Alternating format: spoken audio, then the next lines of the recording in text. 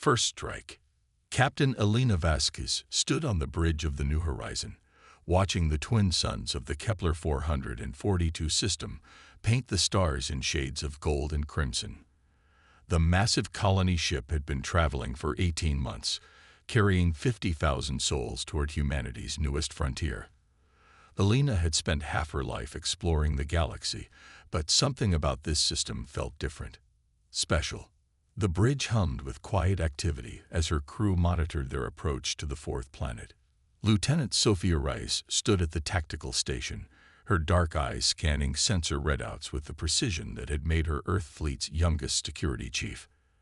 At the science station, Dr. Marcus Chen leaned forward, his excitement barely contained as new data streamed across his screens. "Captain, you need to see this," Marcus called out, his voice tight with wonder. Elena walked over to his station, where holographic displays showed the fourth planet and its 7 moons. The largest moon, designation Kepler 442 dVii, is showing massive artificial structures beneath the ice. Sophia joined them, her hand instinctively resting on her sidearm. "Artificial how?" "We've been monitoring this system for 2 years with deep space telescopes. There was never any sign of intelligent life." Marcus pulled up a cross-section scan of the moon's interior. The image revealed geometric patterns that could never occur naturally. Vast chambers connected by perfect tunnels stretched for hundreds of kilometers beneath the frozen surface. "The structures appear to be incredibly old, Captain. My preliminary analysis suggests they've been dormant for thousands of years." Elena felt her pulse quicken.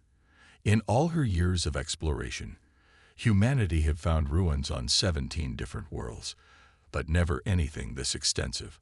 "Are there any power signatures? Any sign of recent activity?" "That's the strange part," Marcus replied, adjusting his wire-rimmed glasses. "The structures show no energy output, but they're made from materials we can't identify. Some kind of crystalline metal that our scanners can barely penetrate."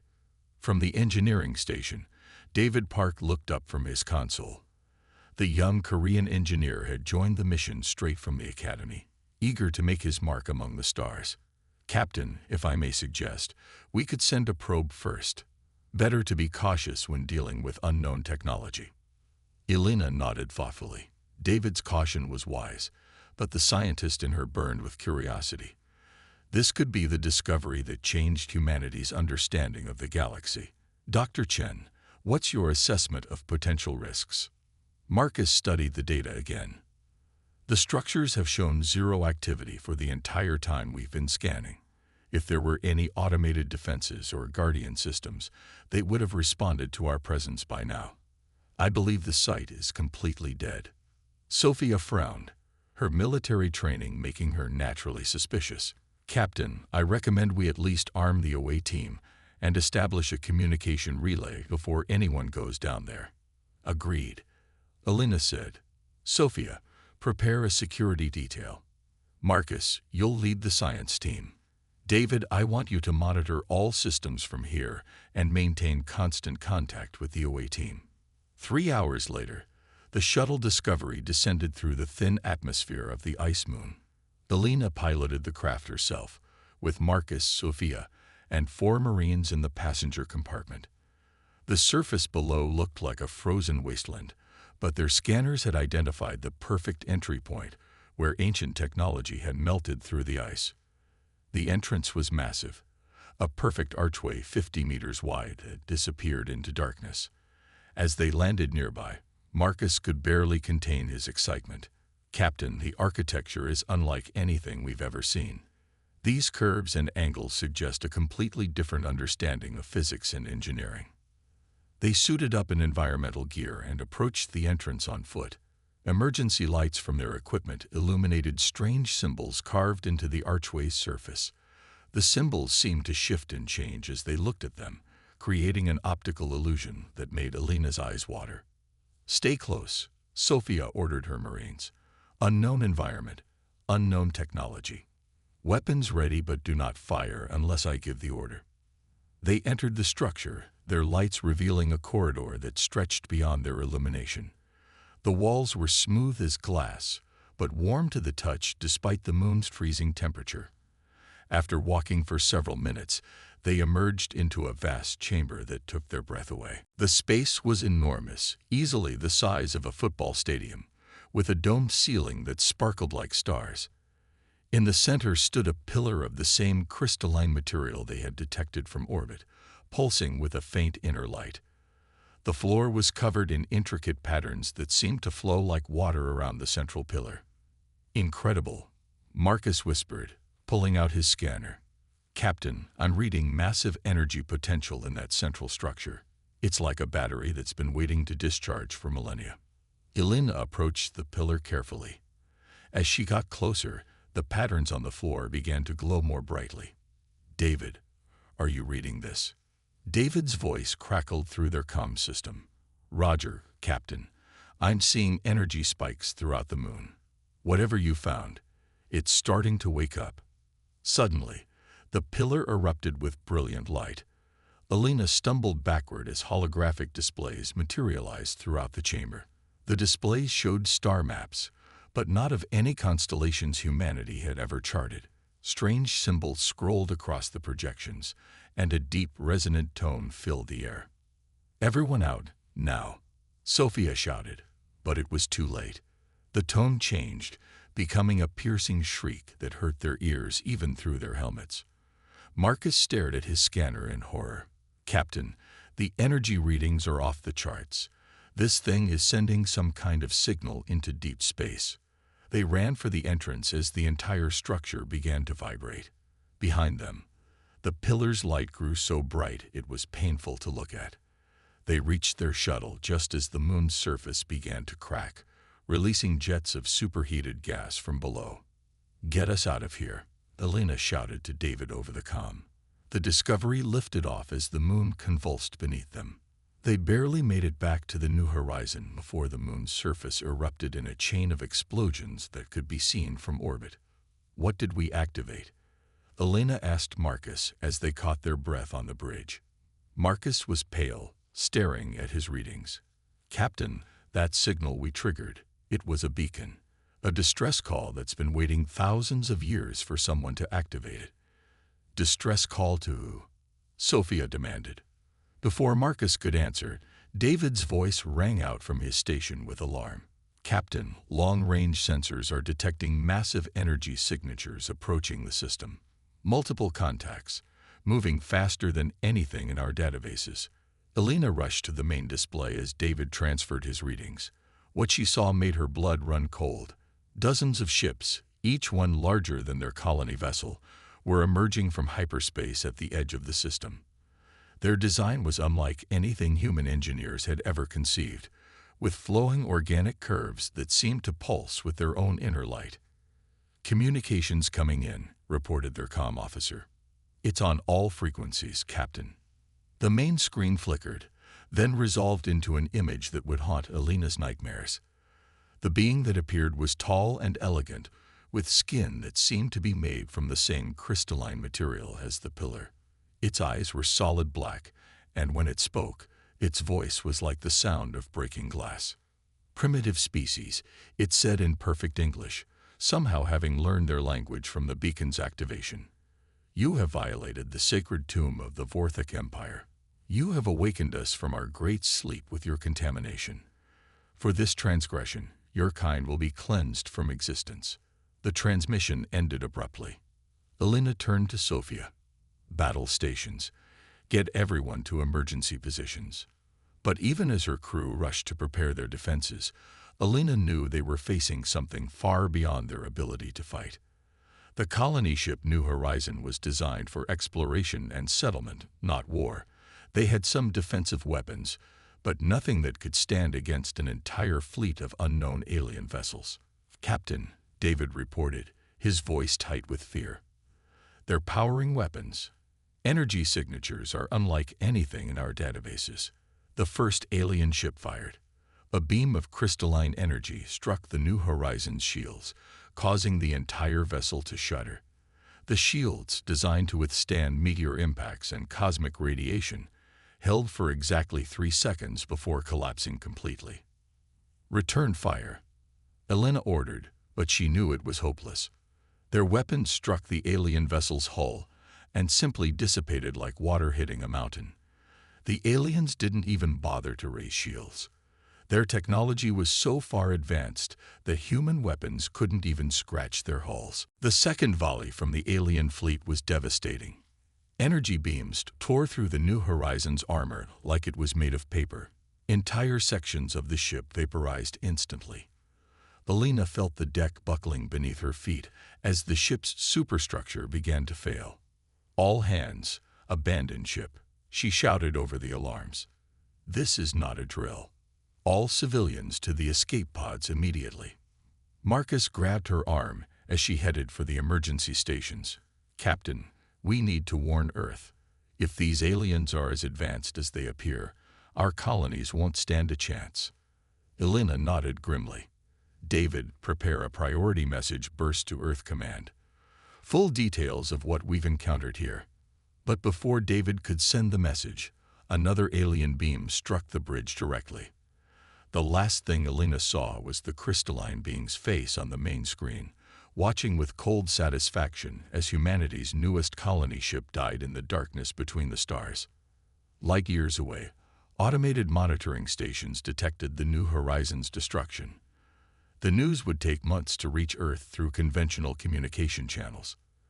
By then, the Vorthok Empire would have had plenty of time to plan their war against humanity. The age of human expansion into the galaxy had ended in fire and death.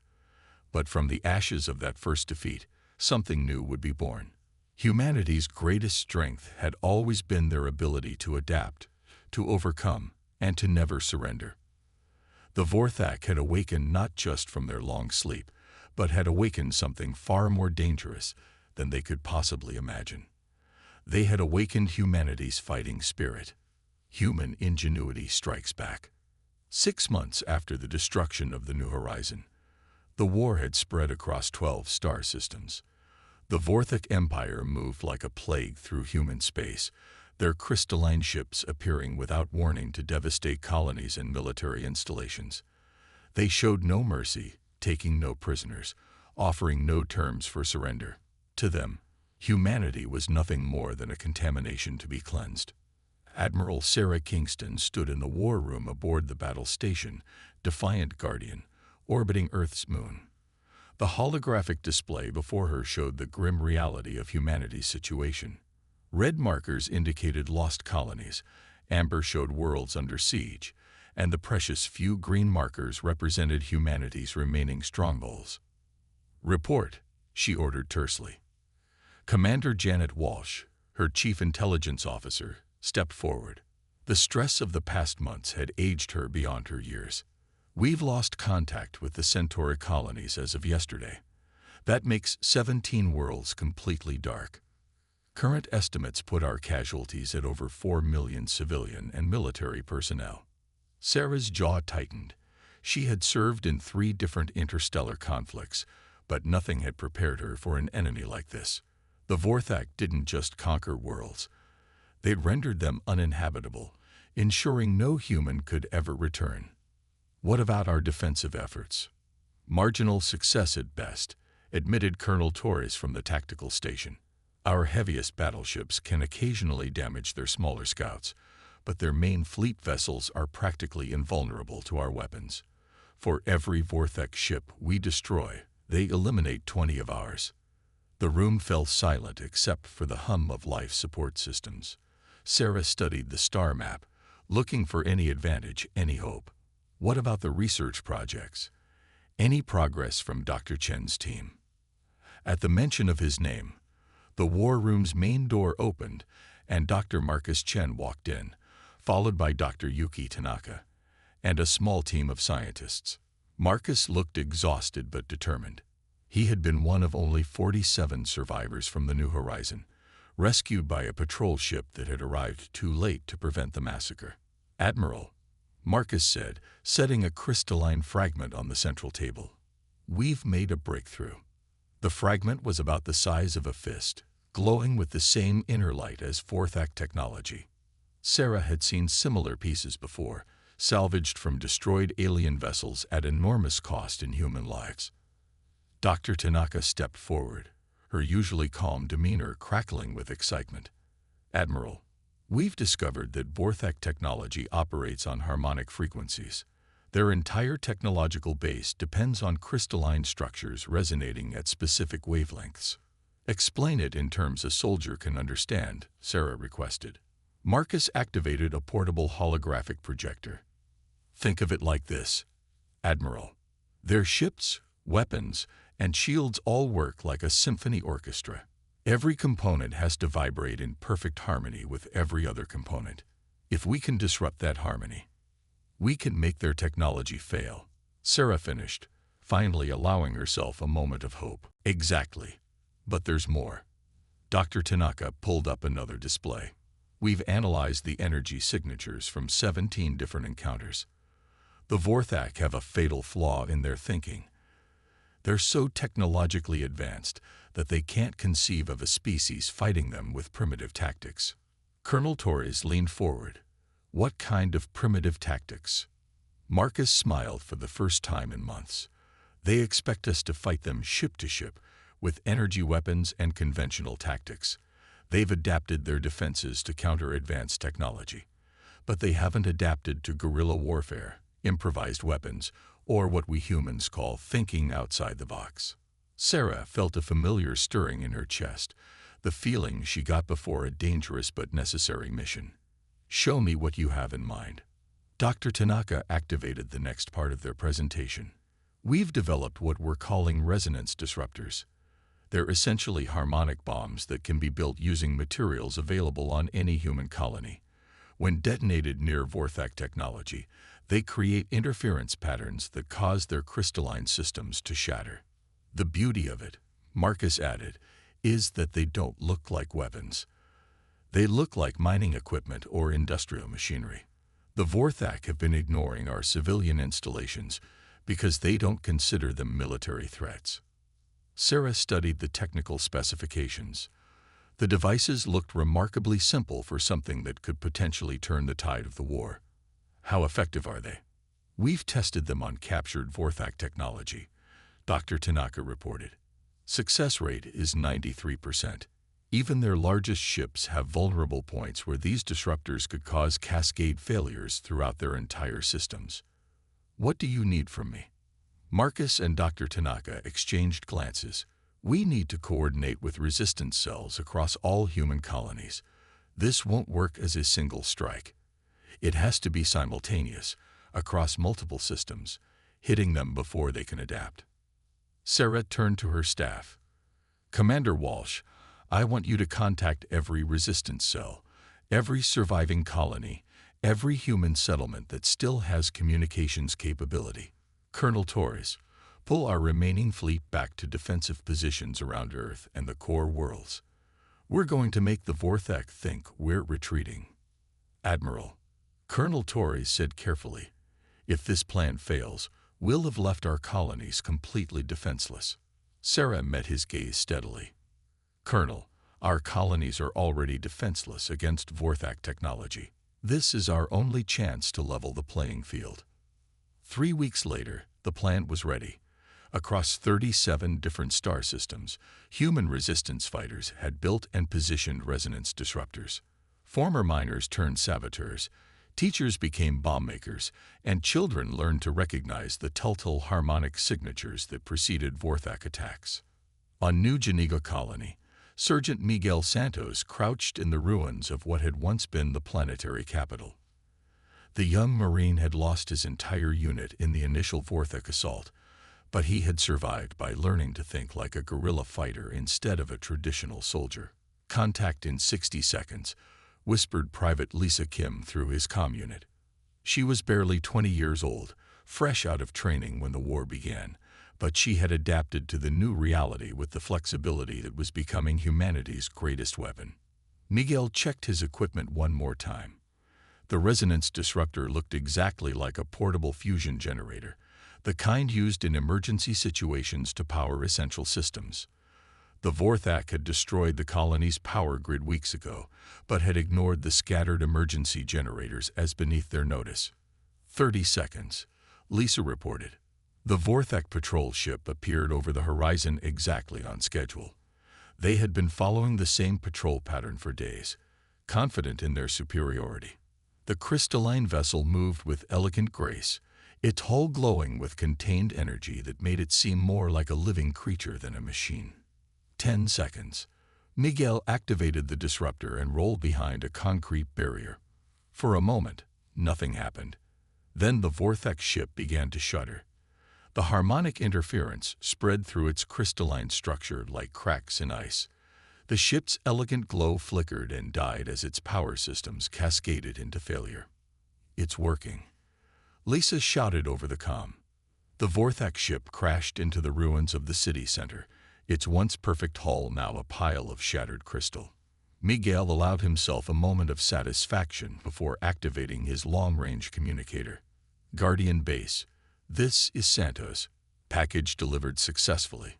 Vorthek vessel down." Similar reports were coming in from across human space. On Kepler Station, a mining crew had rigged disruptors throughout an asteroid field, creating a trap that destroyed an entire Vorthek squadron when they pursued what appeared to be a helpless cargo ship. On the agricultural world of New Eden, farmers used crop-dusting aircraft to spread disruptor particles over Vorthek ground forces, causing their equipment to fail catastrophically. But the most dramatic success came from an unexpected source. Dr. Yuki Tanaka had joined a small team of volunteers aboard a modified cargo hauler, approaching the Vorthek fleet that was preparing to attack Earth itself. Their ship looked like nothing more than a refugee vessel fleeing the outer colonies. "We're getting scanned," reported the pilot, Captain Rodriguez. "They're ignoring us, just like we hoped." The cargo hauler drifted past the massive Vorthek flagship, a crystalline cathedral of war that dwarfed even Earth's largest space stations.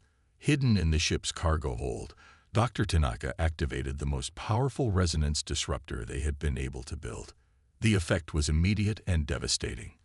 The flagship's harmonics went chaotic, spreading through the quantum entanglement networks that connected all Vorthek vessels in the fleet.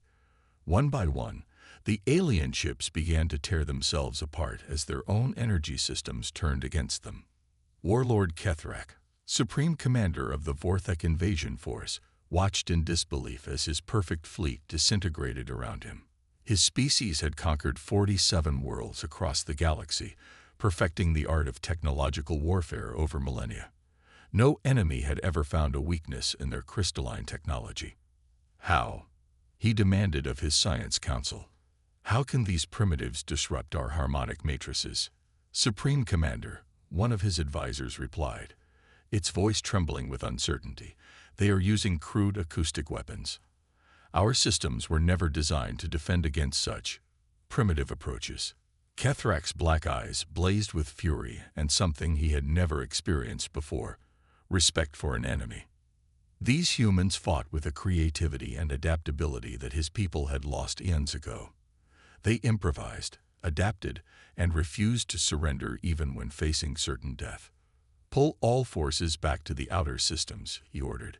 "We need time to adapt our technology to counter their harmonic weapons." But as his remaining ships retreated, Kethrak realized that the humans had taught him something far more dangerous than any weapon. They had shown him that advanced technology could be a weakness as well as a strength. The more complex a system became, the more ways it could be disrupted by an enemy willing to think differently. On Earth, Admiral Sarah Kingston watched the Vorthek fleet retreat with a mixture of relief and determination. They had won this battle, but the war was far from over.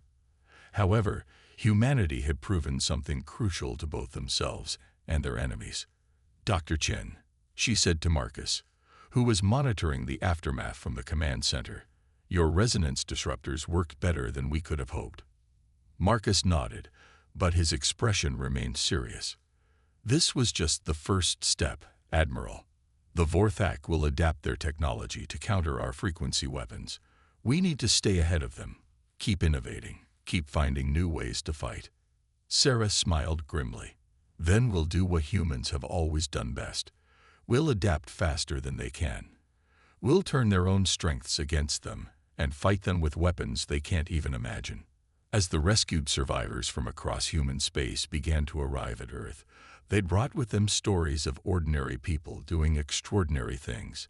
Teachers who had become strategists, farmers who had become warriors, and children who had learned to see patterns that trained military officers had missed. The Vorthic Empire had awakened humanity to war, but they had also awakened something far more powerful. They had awakened human ingenuity, creativity, and the absolute refusal to surrender in the face of impossible odds. The crystalline aliens were about to learn that sometimes the most dangerous enemy is the one who refuses to fight by the rules.